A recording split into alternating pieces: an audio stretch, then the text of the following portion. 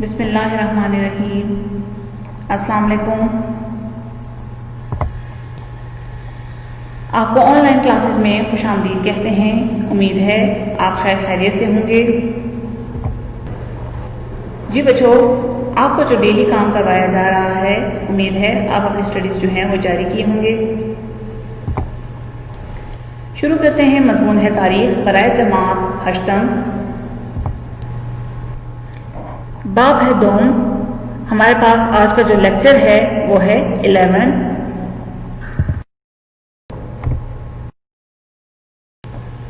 تھوڑا سا نوٹ کے بارے میں بات کر لیتے ہیں کہ آپ کو جتنا بھی کام کروایا گیا ہے، تحریری کام، مشقی سوالات، مختصر سوالات، تفصیلی سوالات، وہ آپ نے اپنی نوٹ بک میں لکھنا ہے، ٹھیک ہے، مکمل کرنا ہے، اور چیکنگ کے لیے کاپی جو ہے وہ اسکول میں، یعنی نوٹ بک جو ہے اسکول میں جمع کرانی ہے۔ آج ہم جو پڑھیں گے پیج نمبر 36 پہ، وہ ہے سر سید احمد خان بطور معاشرتی مصلح، یعنی ٹھیک ہے نا، جو ہے سوشل ریفارمر کے طور پر انہوں نے مسلمانوں کے معاشرے کے لیے کیا کام کیا، ٹھیک ہے نا، وہ ہم نے پڑھنا ہے۔ سر سید احمد خان اصل میں مسلمانوں کی زندگی کے ہر شعبے کے اصلاح کے لیے جو ہے اور ترقی کے لیے خواہش مند تھے، تو ان کی کوشش بھی رہی ہے کہ مسلمانوں کی ہر طریقے سے جو ہے وہ بہتری کے لیے کام کیا جا سکے۔ اس کے لیے انہوں نے مراد آباد میں بچوں کے لیے یتیم خانے بھی قائم کیے۔ اسی طرح جو ہے وہ جو طویل عرصے سے کہتے ہیں کہ بہت دوری جو ہو گئی تھی اپنی دین کی وجہ سے، ٹھیک ہے نا، تو مسلمانوں میں مشرکانہ اوہام یعنی پیر پرستی، قبر پرستی اور نظر و نیاز جو ہے وہ روایات پائے گئے تھے، یعنی جو ذہنی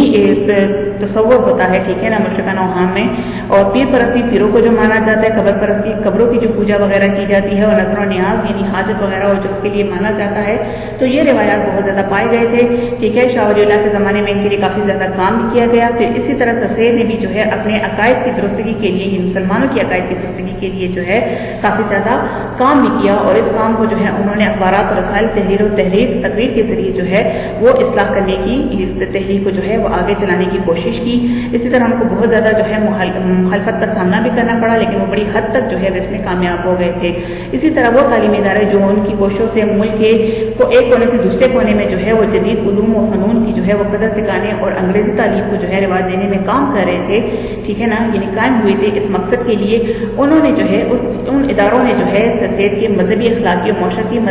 سماجی خیالات کو عام کرنے میں بڑی حد تک جو ہے ان کی مدد کی، اور اسی کی وجہ سے سر سید جو ہے وہ کافی تعداد کو، یعنی مسلمانوں کی جو کافی تعداد ہے ان کو اپنے ہم خیال بنانے میں جو ہے کامیاب بھی ہو گئے تھے۔ اسی طرح ان کی تعلیمی تحریک اور درست سیاسی عقائد نے جو ہے بکھرے ہوئے مسلمانوں کو ایک ہی جو ہے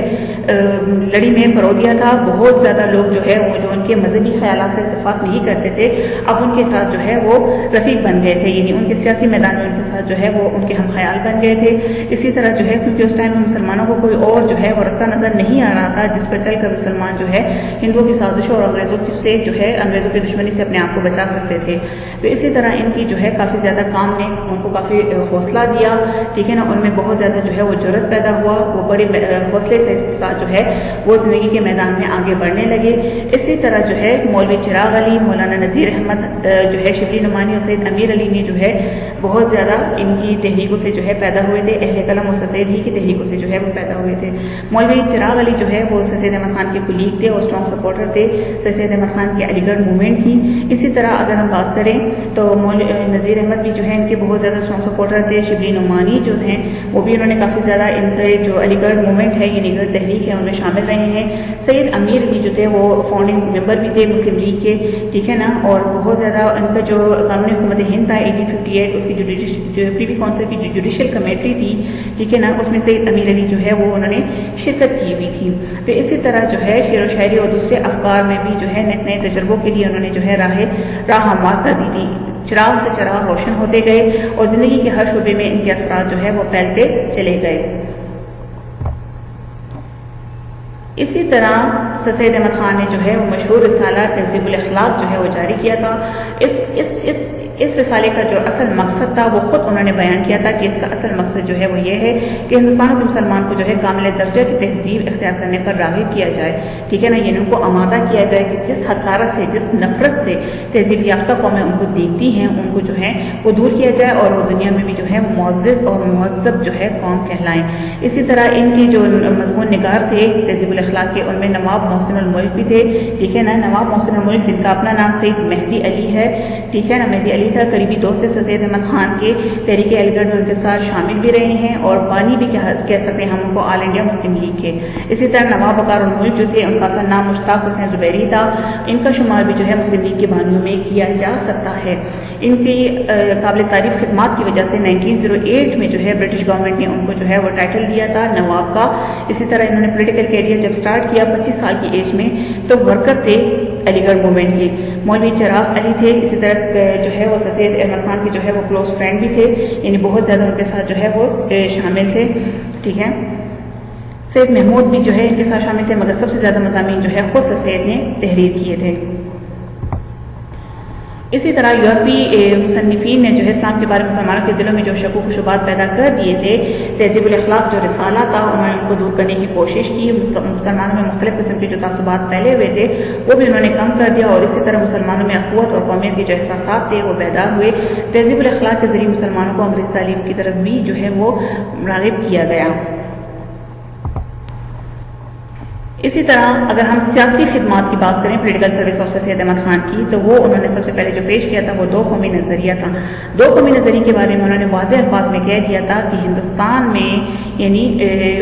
سید احمد خان نے واضح طور پر کہہ دیا تھا، پہلے تو یہ تھے کہ سید احمد خان ہندو مسلم اتحاد کے بہت زیادہ جو ہے وہ خواہش مند تھے، وہ کہتے، لیکن جب وقت گزرنے کے ساتھ ساتھ اور خاص طور پر جو 1867 میں 1867 میں جو ہے اردو ہندی تنازع ہوا، جب بنارس کے ہندوؤں نے اردو کے خلاف تحریک شروع کی، تو اس کے بعد سید احمد خان جو ہے وہ اس بات پہ جو ہے وہ قائل ہو گئے تھے کہ ہندو مسلم اتحاد جو ہے وہ کسی دیوانے کے خواب سے کم نہیں۔ تو پھر آپ نے صاف الفاظ میں کہہ دیا تھا کہ ہند میں جو ہے دو بڑی قومیں ہیں، ہندو اور مسلمان آباد ہیں، اور دونوں کے طور طریقے اور سب سے بڑی بات یہ کہ مذاہب جدا ہیں، تو یہ دونوں جو ہے جدا جدا قومی ہیں اور ان کے سیاسی راستے بھی جو ہیں وہ ایک دوسرے سے بالکل الگ ہیں۔ تو اسی وجہ سے آپ کو جو ہے دو قومی نظریے کے جو ہیں خالق مانے جاتے ہیں۔ یعنی دو قومی نظریہ نے مسلمان ہند کو سوچنے پر مجبور کیا تھا کہ ہندو مسلم مسئلے کے دائمی حل کے لیے کیوں نہ جو ہے ایک رستہ اپنایا جائے۔ علامہ اقبال نے خطبہ اعلی آباد 1930 میں جو ہے خطبہ دیا تھا، وہ دراصل سید کے دو قومی نظریے کی تشریح تھی اور مزید وضاحت کی گئی تھی، ٹھیک ہے نا۔ یعنی اقبال نے جو ہے علامہ اقبال نے جو ہے سید احمد خان کے تصور کو ایک اور درجہ بڑھا دیا تھا۔ 23 مارچ 1940 کو قرارداد لاہور کے ذریعے سے سید اور اقبال کی سوچ کو ایک نظم العین کے طور پر جو ہے وہ پیش کرنے کی کوشش کی گئی، اور یہ بھی کہا جا سکتا ہے کہ تحریک پاکستان کا تصور اصل میں سید کے دو قومی نظریے سے شروع ہو کر خطبہ اعلی آباد اور قرارداد لاہور کی شکل میں ارتقاء حاصل کرنے لگا اور 14 اگست 1947 کو تشکیل پاکستان کی صورت میں تکمیل تک پہنچا، یعنی آہستہ آہستہ ترقی کرتا گیا اور آخر کار جو ہے 14 اگست 1947 کی شکل میں یعنی پاکستان کی شکل میں ہم تک جو ہے وہ پہنچا۔ جی بچوں، یہ ہمارا آج کا لیکچر تھا جو ہم نے پڑھا، ٹھیک ہے نا۔ سید احمد خان کو جو سوشل ریفارمز تھی اس کے بارے میں ہم نے پڑھی، اسی طرح سیاسی ریفارمز کے بارے میں، یعنی پولیٹیکل ریفارمز کے بارے میں جو انہوں نے کام کیے تھے، ٹھیک ہے نا، وہ پڑھے، اور آخر میں سید احمد خان کا اسپیشلی جو دو قومی نظریہ ہے، ٹو نیشن تھیوری ہے، اس کے بارے میں ہم نے پڑھا۔ تو امید ہے آپ کو سمجھ آ گئی ہوگی۔